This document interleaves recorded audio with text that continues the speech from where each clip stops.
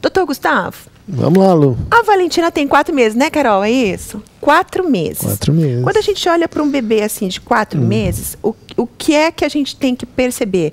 Por exemplo, a primeira coisa que o doutor falou quando chegou, falou, nossa, ela é muito esperta, ela presta muita atenção. Já está bem atenta, né, Lu? A gente tem uma dificuldade visual nesse período ainda. A visão nossa, ela vai desanuviando, principalmente até o 6º mês. Então, às vezes, o bebê ele ainda tem que fixar o olhar para tentar interpretar a imagem que ele está vendo. E aí, dali para frente, isso normaliza. Então, por isso que o bebê, às vezes, sempre presta bastante atenção, principalmente no som, ou quando ele vê alguma cor mais intensa, alguma coisa diferente do que está habituado. O óculos, por exemplo. Então ele fixa o olhar e vai tentando focar ali. Entendi. Aí o doutor também chamou a atenção com relação aos olhos da Valentina. Isso. Ó, você tem bebê na sua casa aí? Olha bem dentro do olhinho do bebê. O doutor falou assim, tem uma linha azul ao redor do olho da Valentina. Isso pode ser da parte recessiva. A gente não tem como dizer ainda qual que vai ser a cor do olho dela, né, Lu, que a gente estava falando aqui antes. Mas é um indício de que pode puxar às vezes o gene da mãe, né, que tem o olho mais clarinho, a Carol tem o olho e ficar claro. Um olho azulado ou esverdeado. Ou fazer aquela mistura que tem, né, do castanho esverdeado, castanho azulado. Entendi. Mas a tendência é ficar um olhinho claro. Os adereços, né? Que toda mãe adora colocar, né? A com Valentina certeza, tá toda elegante aqui, tá toda Um chique. brinquinho, a rosinha na cabeça. Ela isso é aí. linda. E essa rosinha na cabeça aqui é um charme. Mas eu vejo por aí algumas mães colocando aquelas faixas na cabeça. E eu não entendo do assunto, eu não sou mãe. Mas assim, dá a impressão às vezes que aquela faixa aperta a cabecinha do Não, neném. Lu, assim, normalmente essas faixas têm um material elástico, né? Então, assim, é óbvio que ela não vai ficar justa demais. Se ficar solta demais, também vai ficar caindo, não adianta. Então tem que ser bem ajustada. Mas não tem problema nenhum, normalmente vai ficar aqui pegando a frente da testa, né? Na moleira? Não é moleira, não. Não é moleira? A moleira, ela fica mais no centro aqui Mostra da cabeça, aqui onde em é que é a cima, moleira. né? Da Valentina ainda a gente percebe bem certinho aqui em cima a moleirinha dela, né? Uma leve depressão que tem aqui na cabecinha. Que é a gente tem perigoso, duas né, moleirinhas, tem uma atrás também, né? São duas São moleiras? duas. Uma aqui na frente, uma mais atrás. E elas vão se fechando conforme a gente vai crescendo. Então as nascem têm que ficar abertinhas para facilitar a passagem do bebê ali pela vagina, no parto normal, né? Os ossos não são fechados ainda.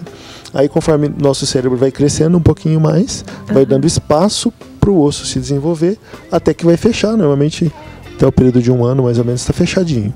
Nesse período ainda tem uma abertura que vai ficando cada vez menor até se fechar. Entendi. E a principal é essa da frente que a gente estava falando aqui. Essa é a principal. Mas a faixinha não pega nessa região. Não, é bem tranquilo. pode usar a faixinha então? Pode, sem medo. Só não vai pôr uma coisa muito justa para não ficar comprimindo a cabeça do bebê, né? Entendi. Mas pode usar tranquilo, não faz mal não. Agora, por que todo nenê a gente coloca gente, agarra, ó. Agarrou. Agarra e não solta, né, não Lu? solta mais. Olha que delícia, ó. Por quê que eles A fazem gente nasce com vários reflexos, né, Lu? É igual a história do reflexo de sucção.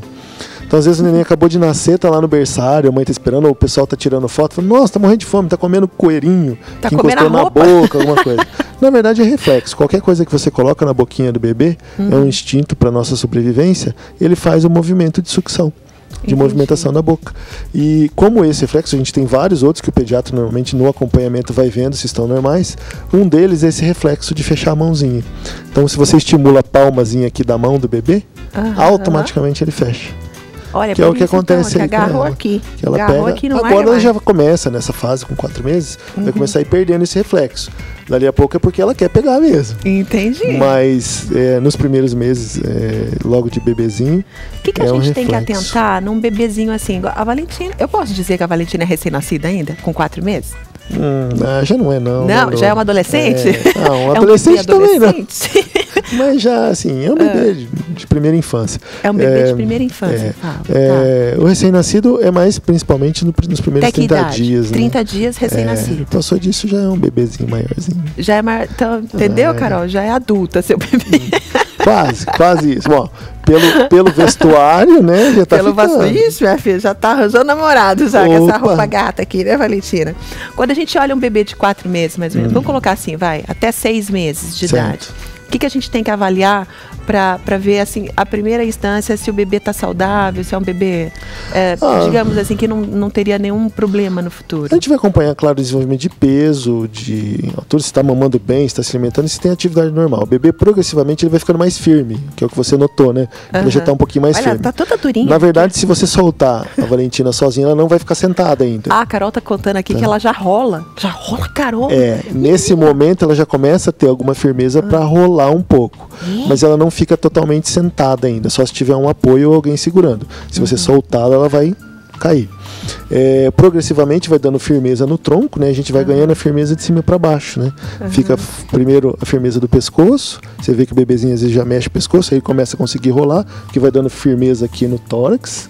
Depois vem pro quadril, até que vem a firmeza dos membros inferiores, para quando começa a engatinhar e depois andar. Então, nesse período de 6 meses, normalmente o bebê começa a conseguir sentar sozinho. Daqui a pouquinho vai começar, além de rolar, se mexer para querer engatinhar. Olha. Depois, progressivamente, ele vai começando a ficar na posição de 4 para engatinhar certinho, começar a subir nas coisas daí. Ficar em pé, então, Valentina. E andar, né? Já entendi o que você quer. Ficar em pé. Quer ver luz? Não. Então, fica se você segurar. Só na verdade, segurar, é igual você sentar. Se você deixar ela sozinha sentada aqui no sofá, ela vai desmoronar para trás, para um lado. Né? Não tem firmeza para ficar. Mesma coisa de pé. A perninha fica firmezinha. Olha, tá aqui, firmezinha. né? Tô só apoiando as laterais. Se você soltá-la, ela não vai parar nessa posição. Então, isso progressivamente vem amadurecendo, né? E vai dando a firmeza do nosso tronco, como eu falei, em direção aos pés. Valentina, acostuma aí com as câmeras, minha filha. Acostuma com as câmeras, com as luzes. Entendeu? No futuro, ó, pra ser artista já tá um caminho andado já. Isso aí. Ô, Fefe, repete pra mim, quem é que ligou? Fefe, seu Américo que ligou? Seu Américo. A neta dele nasceu domingo. Certo. E tá chegando na casa dele agora. Daqui a pouquinho tá chegando lá. Ele tá todo animado. A netinha chama Maria Fernanda. Falou pra mandar beijo pra ele. Tô mandando beijo, que ele agora é um vô fresco. Vô fresco, isso aí. 5 dias. 5 dias é um vô fresco, né não? Ô, Valentina, vamos com a mami? Vamos? Carol, vem cá pra todo mundo ver você com ela. Ah lá, gente. A mãe da Valentina, Carol Rocha. Meu Deus. Ela é sua cara, viu, Carol? Ó, dá um foco nas duas aqui. Feição igual, Lu. Olha, igual. Os olhos são da Carol, olha só. Aí. Que coisa mais linda. Daqui a pouquinho a gente vai comer um churros delicioso de Carol Rocha, tá bom? Doutor, vamos responder aqui? Vamos lá. A Rosana tem 42 anos e fez exame de sangue e deu eosinófilos 0,08. O que é isso? Então, pelo jeito que ela descreveu, ou pelo menos que ela passou, não dá pra gente dizer exatamente. Eosinófilos, se você faz um exame de sangue, um hemograma, seriam as células de defesa, células brancas que a gente tem. Tem uma quantidade limite normal, mas aí precisaria, assim, são os leucócitos, que são as células brancas gerais, e aí tem neutrófilos, eosinófilos, linfócitos, que são as várias células de defesa que a gente tem. Os eosinófilos é uma desse grupo de células que a gente tem de defesa. Mas nessa quantidade, no exame aleatório, aparentemente está normal. Não é nada para ela preocupar, não. Isso varia um pouco de período para período. Por exemplo, se você está com uma gripe, se está com uma outra infecção, pode variar isso. E, a princípio, nesse nível, não preocupa, não, pelo valor. Entendi. Aí ela diz assim que ela não tem útero, mas tem muito sono. Certo. E quer saber se esse eosinófilo... Não tem nada a ver com a sonolência dela, não. Nada.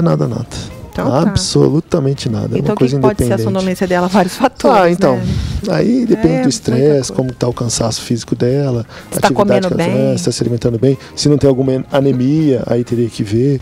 Mas não dá para dizer assim por esse exame. A Esther fez cirurgia de prótese de quadril há 2 meses. Certo.